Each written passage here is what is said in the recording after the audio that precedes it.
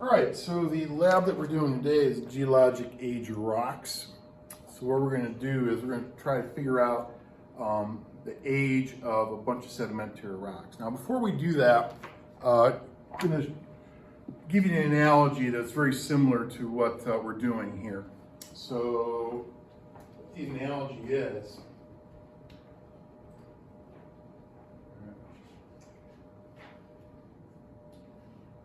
so right here, I have a picture of a soccer team I coached a while back. And on the soccer team, no place on this picture does it give me a date of when this picture was taken.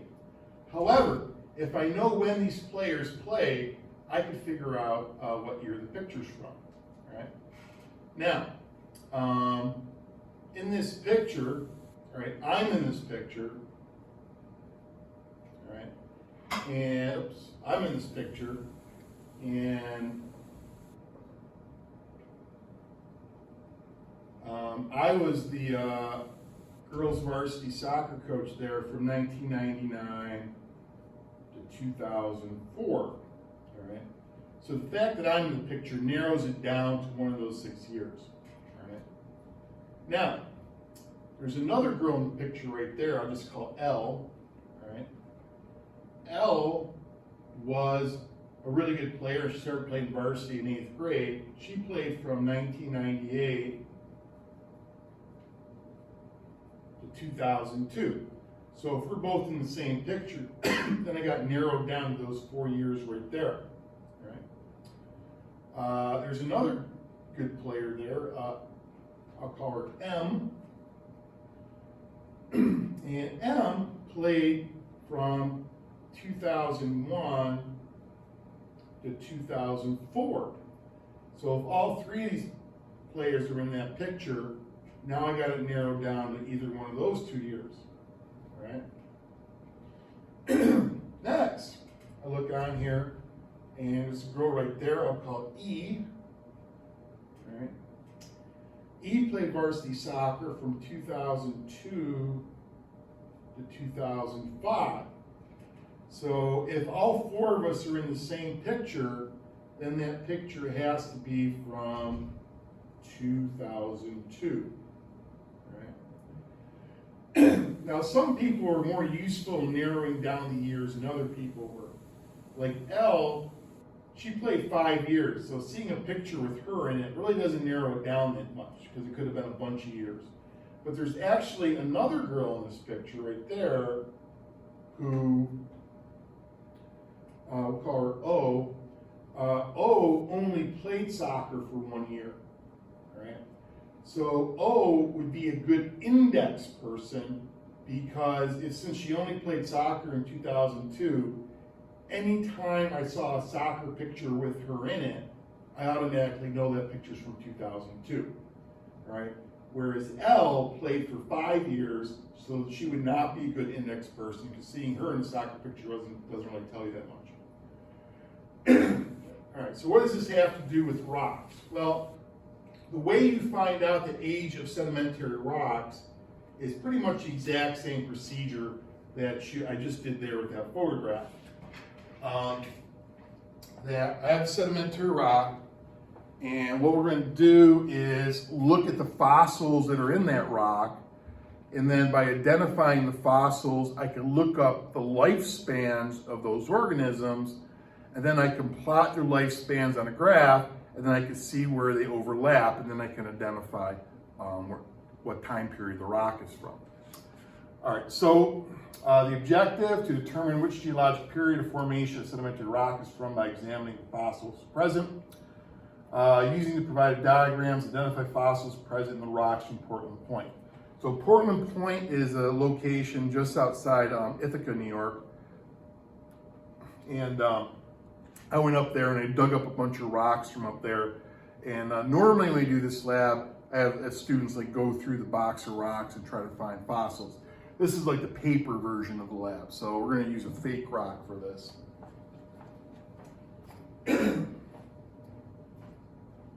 So in this lab here, on the last page, it says, here's the fake rock. All right. It says the rock below was found outside of New York. It was a rock that was found in layers and is split easily. So the fact it's in layers and that it splits easily, those are two things that are going to help you answer question 1. All right. The rock contains many fossils. Sometimes the fossil is only a portion of the creature. Sometimes there may not be enough of a creature there to identify it. So a lot of times when you find fossils, you don't find the full creature, you only find parts of it. Sometimes the parts are enough to identify it, sometimes they're not. All right, so here's my fake rock. So let's say that I'm going to identify this guy right there. All right. So what I'm going to do is I'm going to go to my identification chart here from the lab, and I'm going to look for that guy right there. So I'm looking on this page right here, and I don't see him anyplace. So I go to the next page right there, and lo and behold, that guy right there is this one right here. So I've identified the fossil. The next step, all right, I'm going to go to this page of the lab right here. It says, it's supposed to say geologic timescale. And what I'm going to do is I'm going to write the name of the fossil right there. Okay. So that guy right there is Devanocrinides coronatus is the name of it. So I need to write that name right there. And I'm just going to abbreviate it.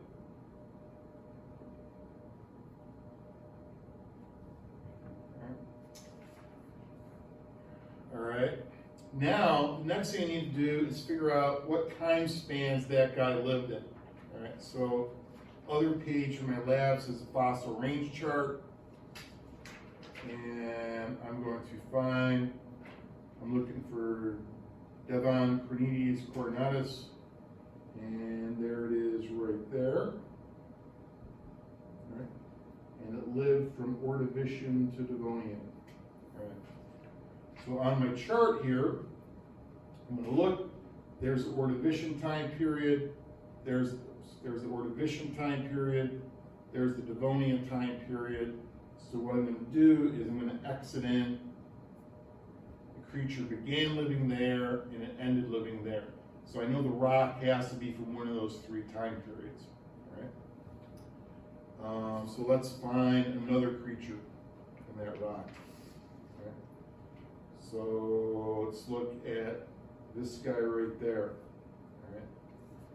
So on my fossil chart, I see that is one of these guys right there.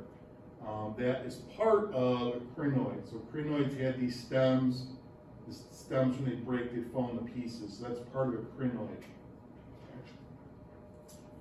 So I'm going to write the name crinoid right there. All right. Next thing I want to do is look at the lifespan of crinoids. And crinoids live from Cambrian to recent. Right? They live from Cambrian to recent. So on my chart here, I'm looking on here. Here's Cambrian. Now, recent is not the name of a time period. What recent means is that that creature is still alive. Basically, it's still alive today or very close to today. So this is longest to go down here, and the top of the chart's today. So if it's lived from Cambrian to recent, that means I'm going to start in the Cambrian, and I'm going to X in all these time periods all the way from the Cambrian up to today.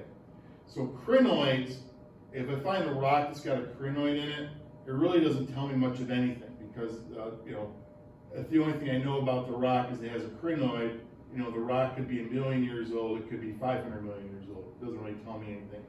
So a crinoid would be a lousy index fossil. But anyways, so that's what you're going to keep on doing. You're going to identify the fossils.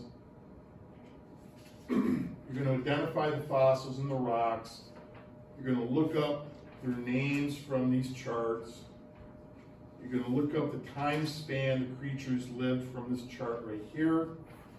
And then you write the name, and then you fill in the time span between it. Now, one common mistake people make on this sometimes is that it says Ordovician to Devonian. It doesn't mean it just lived in the Ordovician and the Devonian. It means it lived from the Ordovician through the Devonian. So you have to cross in all of them from the Ordovician all the way up to the Devonian, not just the two on the end, but all of them in between. But eventually when you do this, you'll find out that there's only one time period where all these creatures overlap. So you're going to identify all the rocks from that face, all the fossils in that fake rock, and you're going to find only one time period where they all overlap, and that's going to be the time period that the rock is from. Now, if you want to find out how many millions of years old that rock is, what you can do then is, once you know what time period it is, you can go to your earth science reference tables, and here are the geologic time periods. Then over here tells you how many millions of years ago that was. So that's how you can find out the age in years. All right? But that is it. So that is how you find the geologic age of rocks. So there's only a few questions on the slab. There's just those 5 questions right there, so it's not too bad. When you submit it, you just have to submit. If you're submitting this digitally, you just need to submit this page here and this page here with the questions. And that is it.